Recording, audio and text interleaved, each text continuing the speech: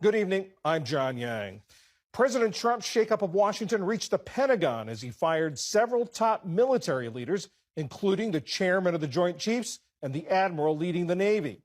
Last night, Mr. Trump and Defense Secretary Pete Hegseth said they were dismissing Air Force General C.Q. Brown as the country's senior military officer, Admiral Lisa Franchetti, the first woman to lead the Navy, General James Slife, the vice chair of the Air Force, as well as the top lawyers for the Army, Navy, and Air Force. The president has selected retired Air Force Lieutenant General Dan Kane to be the new Joint Chiefs chairman. That job requires Senate confirmation. Mr. Trump has spoken highly of Kane since meeting him in Iraq during his first term. Eric Edelman has served in several senior positions in the State and Defense Departments under both Republican and Democratic presidents. He's now at the Center for Strategic and Budgetary Assessments. Mr. Edelman, how unusual is this? A new president coming in his first month, getting rid of the chairman of the Joint Chiefs and a bunch of other leaders? It's unprecedented, John, as far as I'm aware. We've had presidents relieve other senior commanders of positions. Of course, President Truman relieved General MacArthur during the Korean War. President Obama relieved General Stan McChrystal.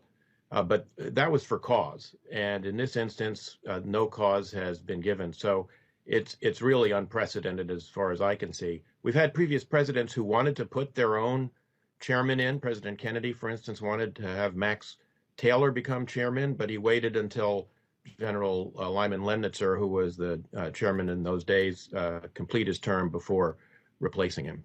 What do you think the effect is going to be on the military of this? Not only the changing the command, but also the message that President Trump appears to be sending. Well, overall, I think, this is going to be very disruptive, along with the exercise that Secretary Hegseth announced for 8% either cuts or reallocation of funds. I think people are still very uncertain about that. The firings that have been announced, and the appearance that what the president's looking for is personal loyalty rather than institutional loyalty that, all of the senior military officers have undertaken as a result of their oaths when they took their positions. They swear an oath to the Constitution, not to an individual president, although they clearly understand that they are under civilian control. What can you tell us about Dan Kane, the man that President Trump wants as the new chairman of the Joint Chiefs? I don't know General Kane. I know General Brown reasonably well. I really can't comment on General Kane other than to say he's had an honorable and distinguished career in the military as well. But he is not a four-star general. He retired as a three-star. And under the Goldwater-Nichols staff,